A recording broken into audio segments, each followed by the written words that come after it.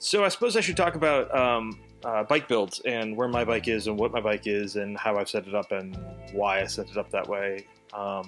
It's a little bit of a combination of practicality and stuff that I have on hand and my reluctance to go buy a whole bunch of new things out of the gate, and a little bit about preference and things I like and idiosyncratic stuff that I do that that I think works for me, and maybe that works for you as well. So anyway. I got some beauty shots of B-roll here of the bike itself, and the basic gist of it is it's an Evil Sovereign chromoly frame. It's a hardtail. It runs 26-inch wheels, mostly because I have a whole pile of 26-inch wheels, and the idea of replacing all of my wheels just seemed difficult to swallow at this point when I had perfectly usable, lovely wheels. And you'll see on there's a set of Mavic D-Max wheels. They are UST, and that's before your time. It was a early factory generation of tubeless before people started doing stands and a bunch of the other sort of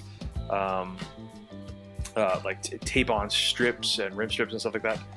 But it was a factory solution. It's fine. Anyway, chromoly hardtail frame. I'm running a original generation Fox 36. At the time, I think they marketed it as the 36 Talus, which is total something linear air spring. It's a linear air spring. I don't remember what it means. Anyway, it's a 150 millimeter single crown with a 20 millimeter through axle, and it's a 1 1/8 inch straight external steerer, although it's tapered and swaged internally. The bike itself has a 1 1/8 inch straight head tube on it, which I knew when I bought it.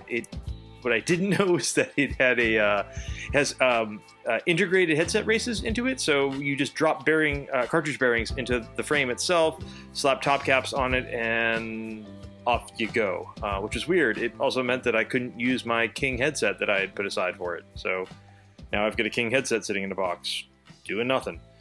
The bike has sliding rear dropouts. Those are adjustable in wheelbase. I keep it pinned at the shortest possible chainstay length because I prefer very short chainstays when I can. Right now on that bike, that means 412 millimeters on a 26-inch wheel. That has clearance. To my eye, it looks like it could probably clear a 2.8, maybe a 2.9. I don't think a 3.0 is going to fit in there. Regardless, the fork will handle up to about a 2.8, but I've got measurements written down for it because the height of the tire actually ends up mattering more than the width of the tire. It's running a 1x drivetrain. It's 1x8 because I had an 8-speed drivetrain on the previous bike that came off, and yeah, I have not yet bought a fancier drivetrain. That means I have a 32-tooth narrow wide chainring on the front, and I have an 1132 on the back, which is not a lot of low-end gear, I realize. There have definitely been times where I would have liked a 34 or a 36 or heck a 42 on the back. I haven't gotten there yet. Perhaps I will someday. I have no personal aversion to it.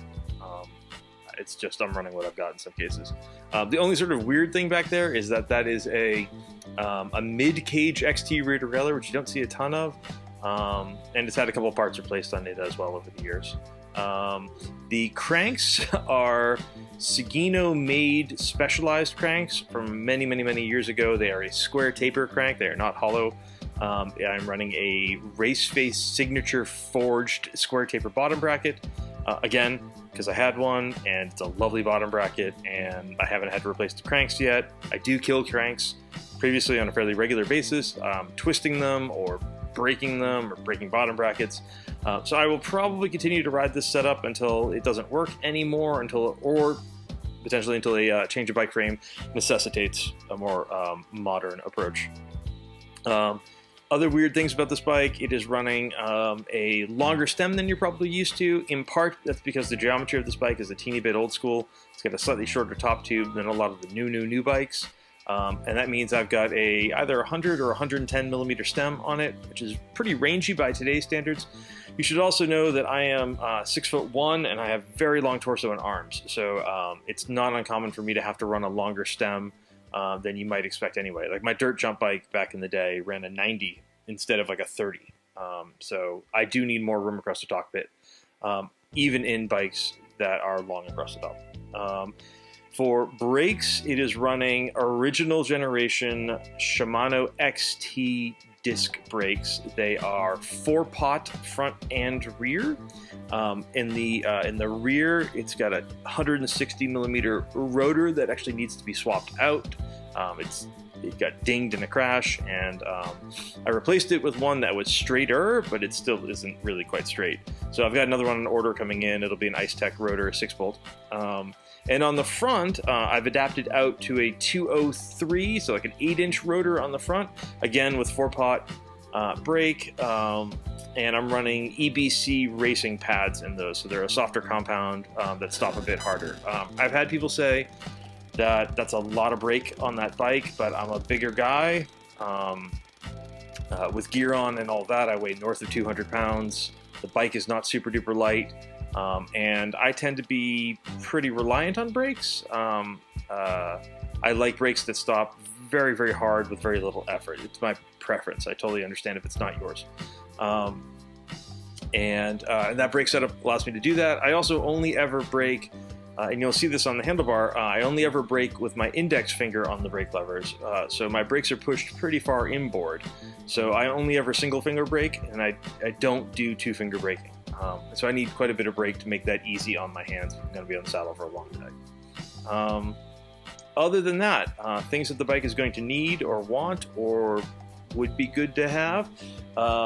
New set of tires is going to be needed at some point. The side knobs on those are starting to lose their stability. They're getting all shredded. That's fine. The seat post right now is a Thompson, which is a lovely, lovely post. It has no setback, which annoys me because I need setback. But it's a great post, so I feel weird swapping it out for no other reason. But I would like a dropper on there at some point. It does get sort of annoying or tricky to do technical single track with a seat stuck way up in the air and no way to move it. So you might see me swap that at some point. And then I've got this constant debate with gearing a drivetrain, right? Like I'm stuck in this quandary of needing a little bit of high-end gear because I need to be able to ride from my house to Trailhead on the road, and I don't want to waste time, so I'd like a tall enough gear to be able to cruise while I do that.